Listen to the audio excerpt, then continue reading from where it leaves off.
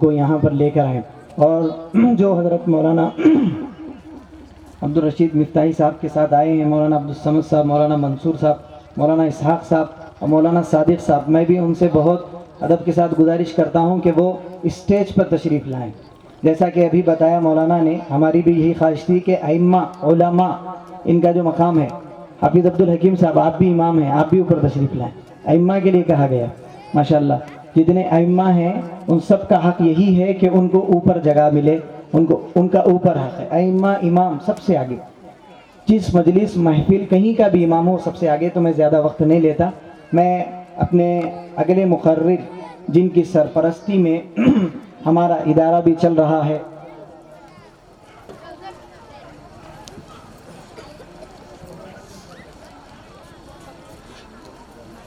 مولانا الیاس صاحب اوپر تشریف لائیں چنچوری۔ تو آج کے ہمارے ادارے کے جو سرپرست بھی ہیں، اور میں ایک شعر کہوں گا کہ جب آپ مسکرانے لگتے ہیں، حضرت مولانا مفتی محمد الیاس صاحب قاسمی میرے استاد بھی ہیں اور میرے بہترین رہبر بھی ہیں، میرے مربی بھی ہیں، اور مجھے آپ سے، ہر اکابر عالم سے، لیکن خصوصی طور پہ مفتی محمد الیاس صاحب قاسمی سے بہت زیادہ گہرا تعلق اور محبت بھی ہے۔ جتنے طلباء ان کے پاس پڑھتے ہیں سب ان سے محبت کرتے ہیں، حضرت مولانا مفتی محمد الیاس صاحب قاسمی۔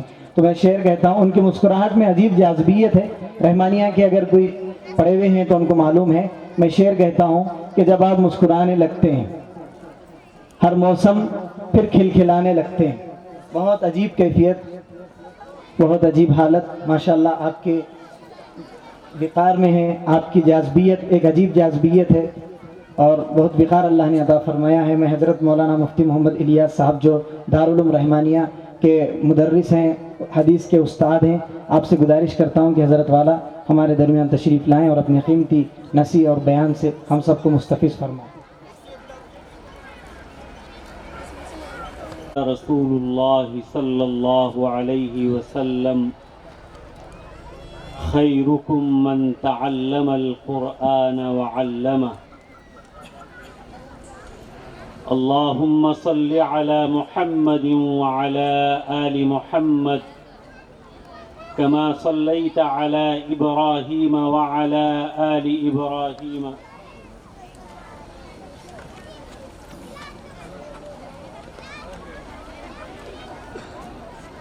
وعلى آل إبراهيم إنك حميد مجيد۔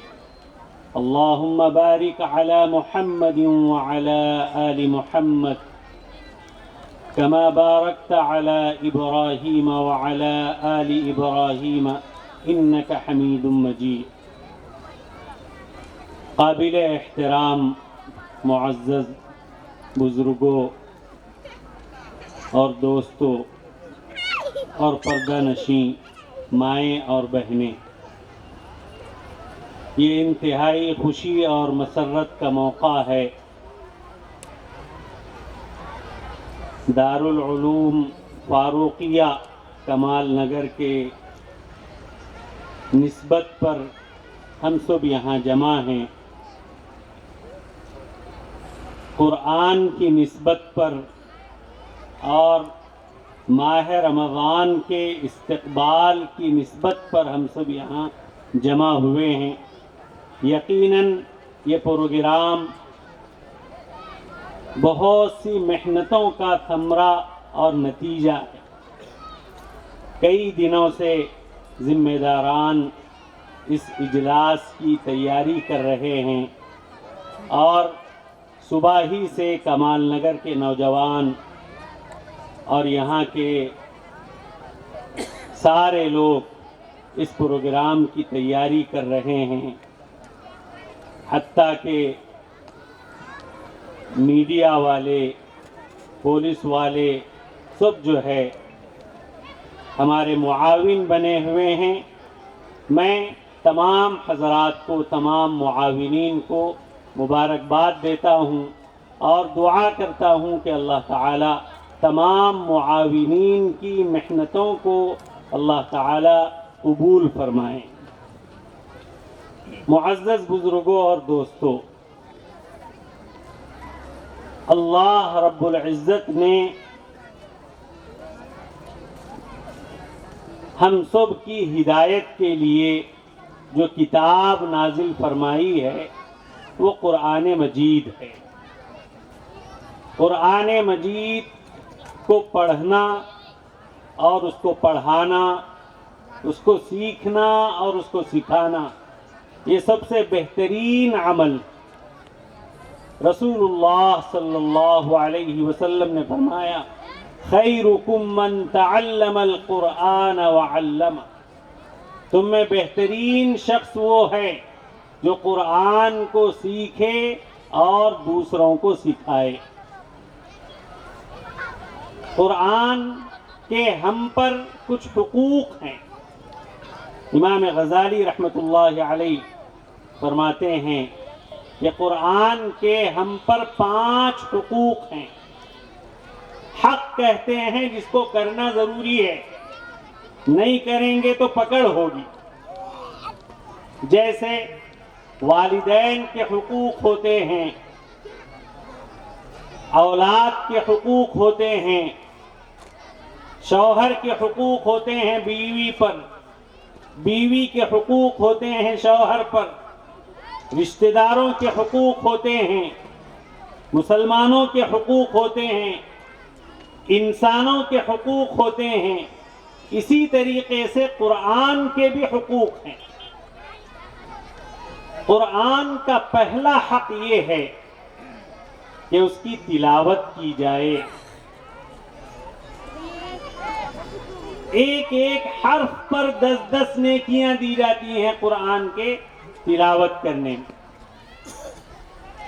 ہر مسلمان کو، نوجوان کو، ہر بوڑھے کو اور ہر بچے کو قرآن سے ایک محبت ہونی چاہیے اور قرآن کی تلاوت کا شوق ہونا چاہیے۔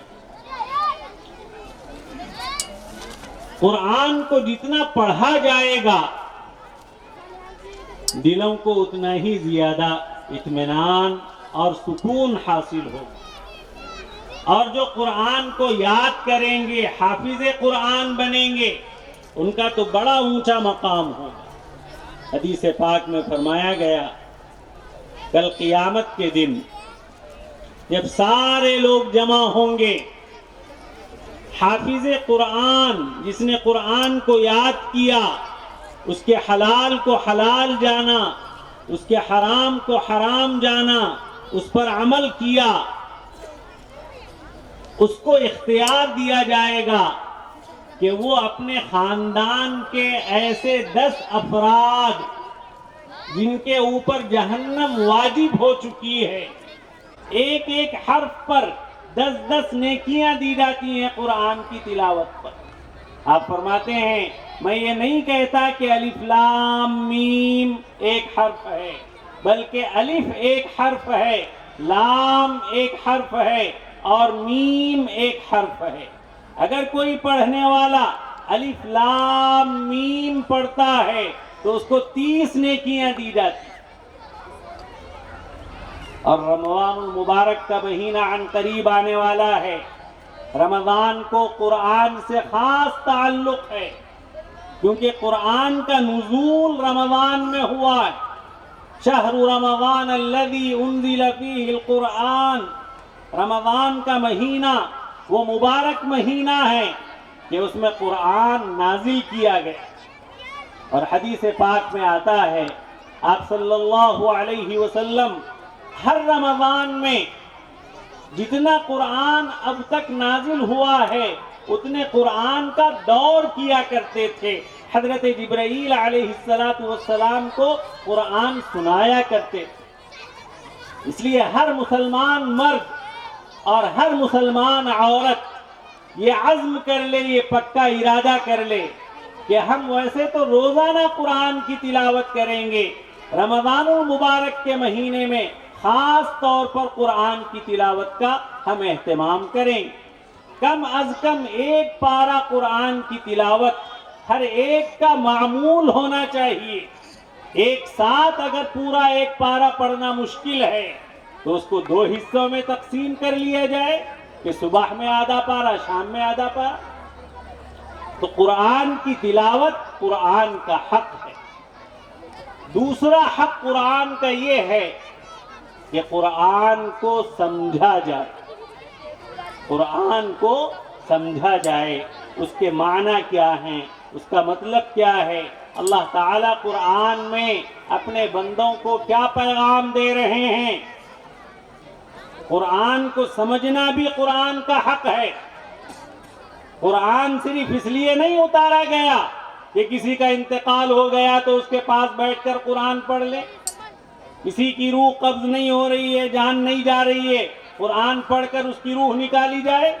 قرآن اس لیے نہیں اتارا گیا، قرآن تو اس لیے اتارا گیا تاکہ مردوں کے اندر زندگی پیدا ہو جائے۔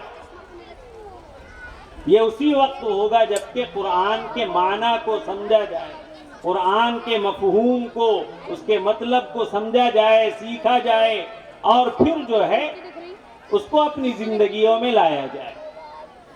تیسرا حق قرآن کا یہ ہے کہ اس پر ایمان لایا جائے، دل میں قرآن کی عظمت ہو، دل میں قرآن سے محبت ہو۔